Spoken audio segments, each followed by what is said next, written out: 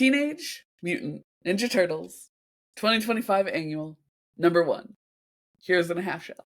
This comes to us from writer Kenny Porter of The Schlub, Superboy, and Man of Tomorrow. We also have art from Michael Shelfer of Marvel Rivals Infinity, Action Comics, and Domino. There are additional inks from Maria Keene. The colorist is Rhonda Pattinson, and the letter is Darren Robinson. Jay. Yes. This is not the new team for Turtles, but it is it's a new era team. for Turtles time. Yes. I love this page so much. Hell yeah. Hell yeah. As a couple of cultured individuals, I believe both of our favorite turtle is Leo. Yes. And he gets quite the spotlight in this issue. Yeah, it really it seems like basically what it is after like a brief opening sequence, we get stories from the Turtles, but it's really from Michelangelo and Leonardo about their time away.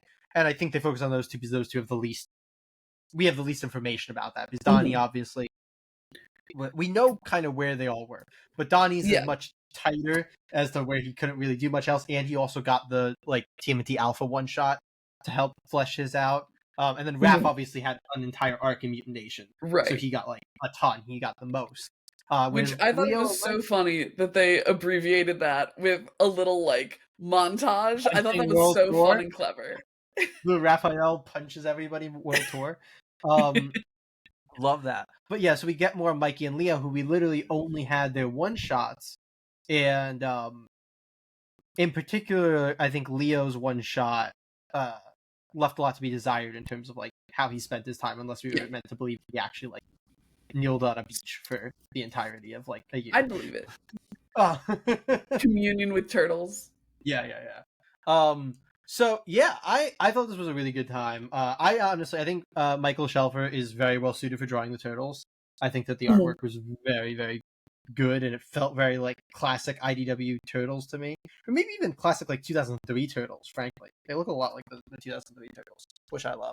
I'll take your word on that. But they do. They're kind of wide, muscular turtles. That's very 2003. I'm learning. I lost my train of thought. I thought the Michelangelo story was awesome. I really, really enjoyed the Michelangelo story. I thought it was a lot of fun. It felt very, very Mikey, in a very fun way. And I was never the biggest fan of his whole actor, that being what he did. And I mean, it kind of starts from when IDW made him a podcaster. I've never loved the okay, he was a podcaster, then he was a movie star. I'm okay, we're going a little far, but I thought that story. We're somehow jumping the shark in Teenage Mutant Ninja Turtles. Yeah, and that's very difficult. Because they can kind of do anything. I feel very similarly about the current Mutant Mayhem continuity, current movies and TV shows, making them go to school. I just think there's a line. And once you make them normal, you have jumped the shark. Exactly. You can do very they can go sci-fi, they can go fantasy, they can go gritty noir. But the second they can be revived by worms, I think kind of start going a little bit jumping the shark. At least in my view. Yeah, I enjoyed that. And the Leo story was very strong too. I actually, funnily enough, was going to criticize it pretty much the same way that I criticized Absolute Batman of being very surface level, until they threw a little twist in there that made me go oh, quite the twist on there. Okay, no, you actually had something going here, and that played with Leo's mentality toward it really, really well. And he had to reckon with things, and then it connects with his brothers and why he didn't want to tell them. And I was that was actually really clever. I really like that. I think that worked really, really well. And I think the art throughout the Leonardo sequence was phenomenal. And I like getting to see Leo just kind of be a badass. So yeah, I really enjoyed this. So this was a super fun one shot, kind of what you want out of an annual. It was very much okay, we're gonna bridge some more gaps, but also we're gonna give you the Turtles, at least in the betweens, being kind of a team again, and we're really gonna start fully healing those wounds, because we kind of kept doing and undoing that towards the end of the last run. So yeah, I enjoyed this a ton. I thought this was very, very good. Yeah, I feel one of the things that low-key stood out to me was Donnie's role in the issue, because he a lot of facilitate, but also getting shut down a lot. I love that he could sense that something was wrong with Leo. Like he's Leo's jumping in and saving him during this little cold open combat when Donnie, he's also a Ninja Turtle. He can knock people out for himself. And I loved that kind of that set up this really nice like issue long arc of like Donnie knows something's wrong and needs to get it out of Leo. The only gripe that I really had was that I feel, because you only have so much time, especially if you're telling Mikey's story and Leo's story, but I feel like Leo was real easy to convince. Yeah, where it's like, that yeah. is the rough thing when you're doing like the like story time thing. You have like these brief intermittent moments where you're trying to care. Mhm. That it's like, oh, that was And it's fast. like, okay, yeah. I feel like it almost would have been better if Leo, uh, I don't know, wasn't holding it in or Yeah, something. Because I'm like, okay, that felt a little, I don't know. There were no, I other totally obstacles in the agree. way of him telling that story. And Yeah, I get that they wanted him to be able to like examine it emotionally after with them. But I was like, I don't know that that was super, super necessary. Uh, but I really liked the way that Donnie was acting. I love that his brothers kept cutting him off. Like both Mikey and Raph essentially yeah, jumped in when Donnie kept trying to get Leo to open up.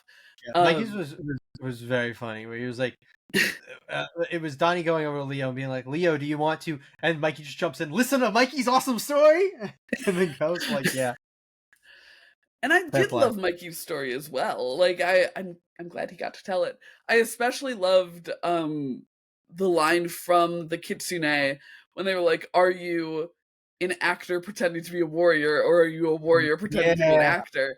And I was like, "That's sick. I love yeah. that." And I No, that love was really that as like a seed to put in Mikey's mind. Like he's bringing it up now, so it feels yeah, like kind of a it feels like they're hopefully going to be moving away from that Mikey as an actor, yeah. I think as a that's public figure thing, yeah. which I think is a good call. As someone who didn't even have to live with it as long as you did, Well, since I he was didn't have him in his the actor podcasting thing was days. fully off panel, but the podcaster thing was a pretty long Yeah, running yeah. thing. In So yeah, yeah, I think that it was a really good annual. I like that it was like going from the Batman annual to this one. There's such different ideas of what you can do with an annual. Like one was two short stories from two different creative teams. I like that this one was all one team. It made it feel really really cohesive to me. Uh because like you could have pulled a different artist to do Mikey's each story. story. You could have pulled a different artist to do Leo's story. And so I like that they were all one team here. I think that worked really, Fair really well play. in this instance. In a way that I think that with the Batman one, it worked really well having separate creatives on it. Yeah, So yeah, super good issue. Quite enjoyed it. And we have this new team coming on TMNT with the writer Jean Luen Yang and Freddie Williams II coming on as the artist. Jay, you're a big Turtles guy.